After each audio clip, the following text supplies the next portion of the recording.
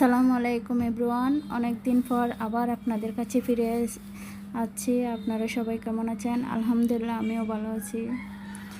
তো অনেক দিন পর অনেক ব্যস্ততার কারণে আসতে পারলাম না। আজকে অনেক দিন পর সবার সাথে আবার দেখা নতুন করে। আজকে আমার বড় ছেলে বেড়াতে গেছে, তাই ছোট ছেলের আবদার চিপস বাজার জন্য, তাই চিপস বাজলাম। এটা হচ্ছে বাজারে কেনা চিপস।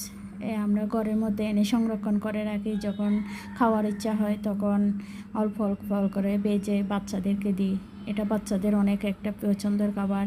বাজারের এই যে প্যাকেট করা চিপ থেকে আমার মনে হয় এই চিপগুলো অনেকটা ভালো, তাই আমার ঘরে আমি নিজে কিনে এনে বাচ্চাদেরকে বেজে খাওয়াই।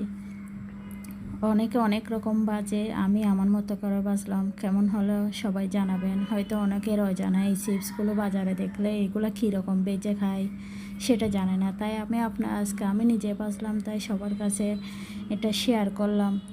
কার কেমন লাগে সেটা আমি তো জানি না। তো অনেকে হয়তো অজানা তারা হয়তো আমার এই ভিডিও দেখে আজকে জানতে পারবে চিপটা কীভাবে ভাজা হয়। প্রথম যখন আমরা এই চিপগুলো বের হয়েছিল তখন আমরাও জানতাম না এগুলো কীরকম ভাজা হয়, কেমনে খাওয়া হয়, এইসব আর কি।